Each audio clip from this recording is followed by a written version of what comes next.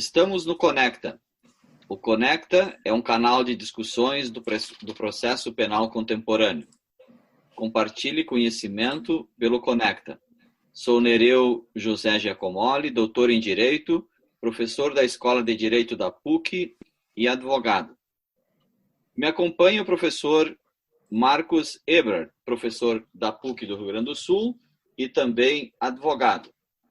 Hoje vamos trabalhar no 16º episódio do Conecta.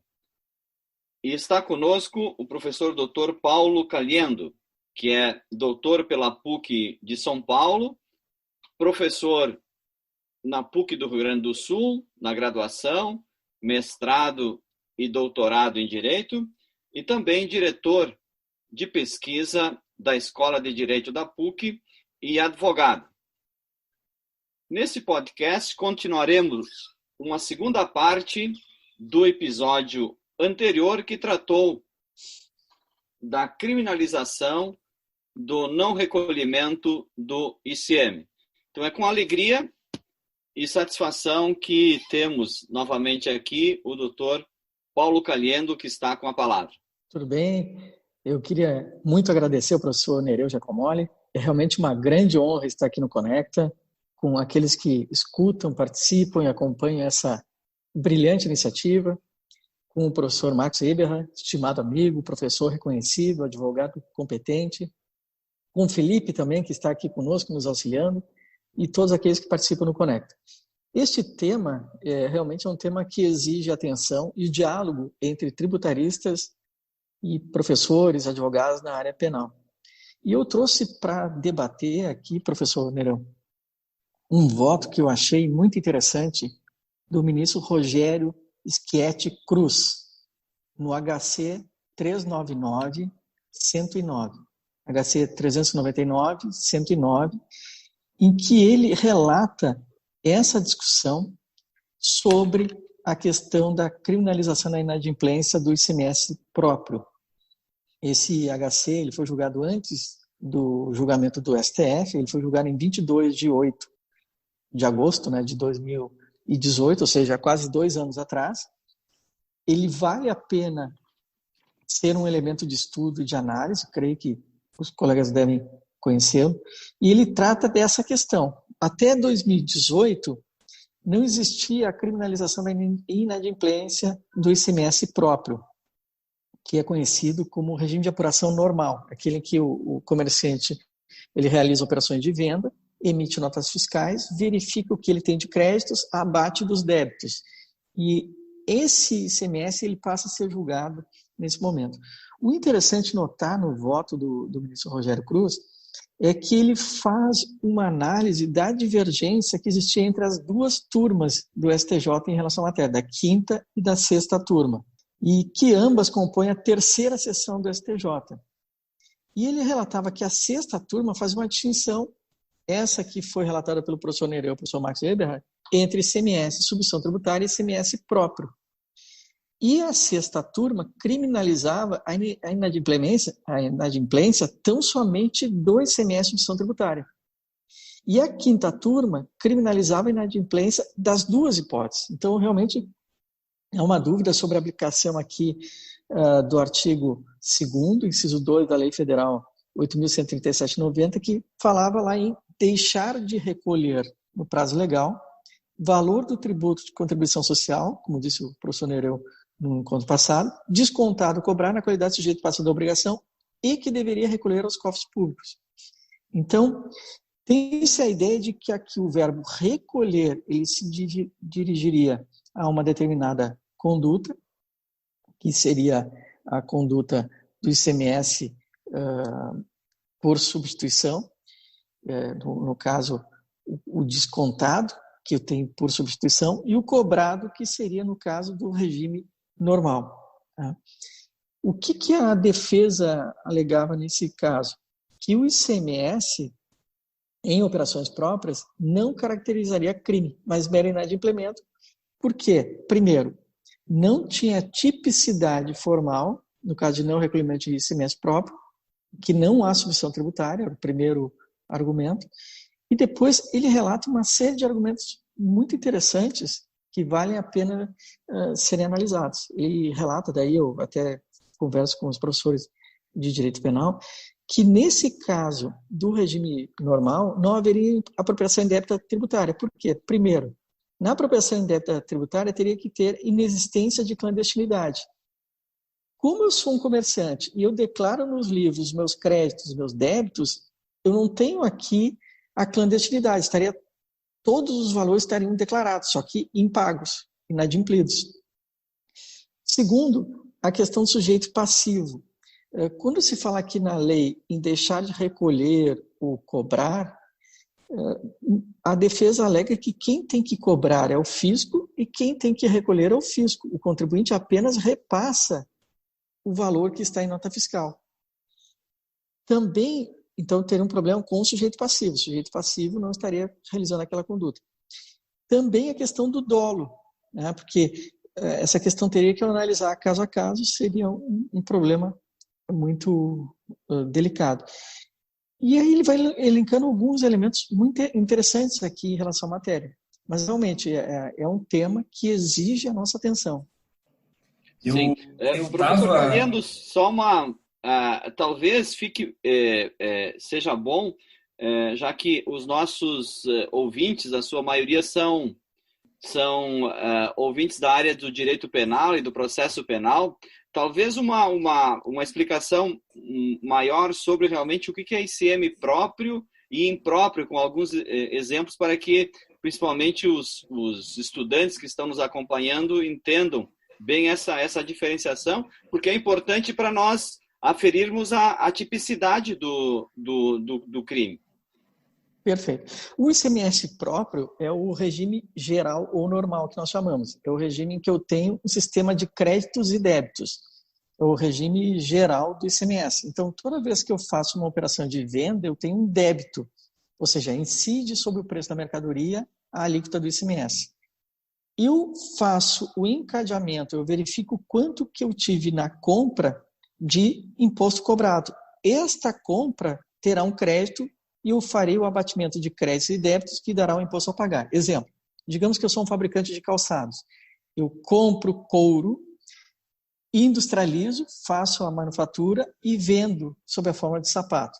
Então, ao comprar o couro, eu pago o preço do couro, incidente no preço tem o ICMS destacado na nota fiscal, e ao vender o sapato, eu tenho o ICMS destacado de venda. Eu vou ter um livro de apuração de ICMS que eu vou verificar todos os créditos de compra, do couro, da cola e assim por diante, todos os débitos de todas as vendas, apuro o valor devido e este valor devido, que é tão somente a diferença dos impostos, então eu faço um cálculo base contra base, né, imposto contra imposto, então eu vejo imposto pago na compra e imposto na venda, e aí eu faço a apuração e repasso ao fisco em data determinada. No ICMS com substituição tributária, eu tenho a cobrança numa fase apenas. Geralmente é na fase que agrega maior valor ao setor. Por exemplo, uma indústria de laticínios, uma montadora de veículos, uma empresa que ela concentra todas as operações. É uma forma de facilitar a tributação. A arrecadação, desculpe. Ao invés de eu cobrar de milhares de pequenas empresas, armazéns vendedoras de refrigerantes, por exemplo, eu cobro na fábrica de refrigerantes. É uma forma de facilitar a cobrança do tributo. Quando eu faço essa cobrança lá na fábrica, eu cobro de um responsável. O contribuinte é outro, eu antecipo essa operação, que seria a venda lá na ponta, e eu cobro todo esse imposto na fábrica. Por isso, muitas vezes, a empresa ela vende e ela sabe o preço de fábrica, a tabela de venda ao consumidor, o preço de venda ao consumidor, o preço referência. Esse valor de referência é o valor sobre o qual incidirá um imposto sobre toda a operação, como se fosse cobrado de uma vez só. No regime normal ou geral, eu vou cobrando em etapas. Eu cobro na indústria, depois cobro no atacado, depois cobro no varejo. Eu vou cobrando um pouquinho em cada um. Para evitar a cumulatividade, eu tenho a não cumulatividade, ou seja, eu vou excluindo os créditos cobrados. Tá? Então, nesse caso do ICMS substituição, que é o caso de refrigerantes, que é um bom leque, eu substituo o contribuinte por alguém, que é o substituto tributário. Então, o regime de apuração é distinto. Eu estava observando, professor Caliendo, professor Nereu, essa decisão do STJ, que foi a primeira decisão no habeas corpus 399-109, e o voto da ministra Maria Tereza de Assis Moura, ele realmente é bem claro em relação a essa questão do ICMS próprio e impróprio, mas ela coloca da seguinte forma: o ponto fulcral da questão reside, disse a ministra, em saber como se deve interpretar a expressão típica tributo, descontado ou cobrado, na qualidade de sujeito passivo da obrigação. Ou seja, ela está falando aqui do seguinte: olha, quando o tipo penal diz isso, ele está aludindo aos casos de responsabilidade tributária e não aos impostos indiretos. E aí ela conta como funciona no ICMS, e o professor Caliendo, inclusive, acabou de dizer isso, mas, mais do que isso, ela acaba finalizando o voto dela para dizer o seguinte: resulta que o comerciante que vende mercadorias com ICMS embutido no preço e posteriormente deixa de recolher o tributo não pratica a propensão indébita tributária, porque o consumidor não é propriamente um contribuinte de ICMS. E mais do que isso, ela faz uma outra relevante informação, uma comparação, na verdade, com a sonegação fiscal. Porque na sonegação fiscal, ela diz, ali é claro, na sonegação fiscal há uma evidência em relação ao fim deliberado de suprimir ou reduzir tributo ou contribuição social. No outro lado, o atraso ou o descumprimento da obrigação de recolher tributo próprio, que já foi regularmente declarado pelo contribuinte, constitui inadimplência fiscal, que configura um ilícito administrativo, passivo de execução fiscal e inscrição em dívida ativa. E ainda termina: tratando-se de um fato atípico, não pode o Estado valer-se do direito penal como instrumento de arrecadação, nem o judiciário acolher pretensão que culminaria, em última análise, em prisão civil por dívida, que na verdade foi o que aconteceu no caso Ricardo Eletro.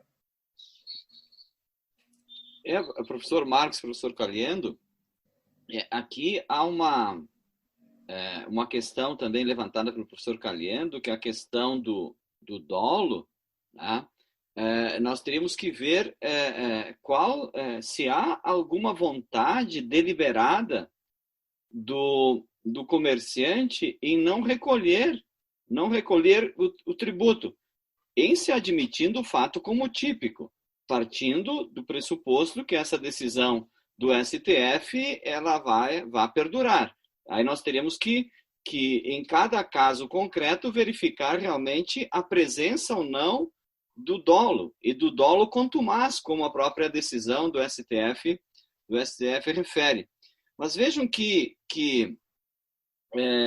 me parece que porque o tipo penal possui elementos normativos e claros, mas há outros elementos integrativos da normatividade típica, né?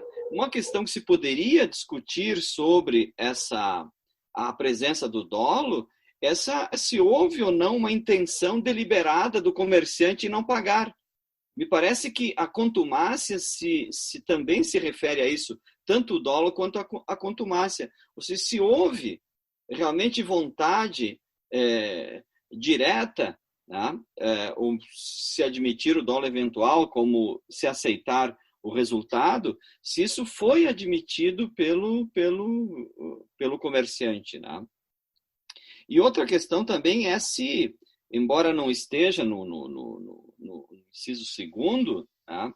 E sim lá no primeiro, aliás, no artigo 1º e não no artigo 2º, a questão da fraude, da clandestinidade, da burla, da falsidade, da omissão, se esses elementos eles são integrativos dessa normatividade do parágrafo 2º, 2 ou não.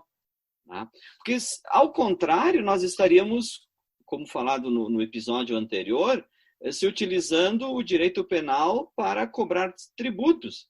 O direito penal é a última ratio. A forma de cobrar tributos nós temos várias formas, tanto no direito administrativo quanto no direito civil para cobrar esses tributos. O direito penal não pode ter essa funcionalidade de cobrar tributos, ou seja, estar na frente das outras medidas judiciais, ou seja, o direito penal tem que estar como a última medida a incidir em cada caso, em cada problema.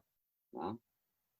Então, são essas minhas considerações que eu tinha sobre isso. Ficou bem claro o tributo, a questão do tributo do ICM próprio e impróprio. E aí queria ouvir também o professor Caliendo sobre depois dessa decisão do STF, se nós corremos o risco, não, mas se há possibilidade de correr o risco não propriamente, mas se há possibilidade dessa decisão do Supremo se estender para outros tributos, além e contribuições sociais, além do ICM. Não sei qual é o pensamento do professor Carlos sobre isso. Professor Nereu, eu concordo. Há possibilidade de ter essa extensão a outros tributos. Até como disse o professor Marcos Weber, alguns ministros consideram que até essa norma da Lei 8.137 era dirigida aos tributos diretos, ou seja, as contribuições, e que estariam sendo transferidos agora para os tributos indiretos, no caso o ICMS. Então, eu diria assim, há essa possibilidade. Mas tem um detalhe que eu queria comentar na sua fala, professor Nereu, que é a questão da contumácia. Lendo o processo, lá na página 23, os pacientes desse HC que foi lido pelo professor Marcos, eles foram denunciados por não recolherem aos cofres públicos os valores apurados e declarados dos seguintes meses. Vejam só. Setembro, outubro, novembro de 2008, janeiro, fevereiro, maio, julho de 2009 e julho de 2010. Ou seja, 1, 2, 3, 4, 5, 6, 7, 8 meses. Por 8 meses de inadimplência, eles foram denunciados. Será que um período tão, na minha opinião, assim, tão curto, que não são anos de inadimplemento, representariam uma contumácia? 4 meses poderiam também, inclusive. E a outra questão é que não estava escrito aqui, pelo menos não estava relatado, que eles não teriam inscrito em dívida ativa e nem parcelado esse débito até o momento. Então, talvez a própria empresa poderia ter parcelado, poderia ter buscado o fisco para parcelamento, e essa medida de considerar contumácia um período tão curto não seria algo irrazoável? Sei, eu fico com essa dúvida. Fico realmente em dúvida em relação a essa questão. Eu não tenho dúvida que, nesse momento, a partir dessas considerações todas, fica cada vez mais claro que tanto a decisão do Superior Tribunal de Justiça quanto o posicionamento do Supremo Tribunal Federal foram, de alguma maneira, muito apressados em relação a um tema que certamente gerou e está gerando e gerará grande impacto por conta de uma questão óbvia, que efetivamente o direito penal, certamente, ele digamos assim, ele é muito mais impactante como ramo do direito como qualquer outro ramo. O que, sem dúvida nenhuma, serve, então, portanto, o direito penal, como o professor Nereu muito bem falou, numa estrutura funcional, ou seja, sendo utilizado como prima ratio para cobrar tributos. Então, nosso 16º episódio foi com o professor Paulo Caliendo, foi uma segunda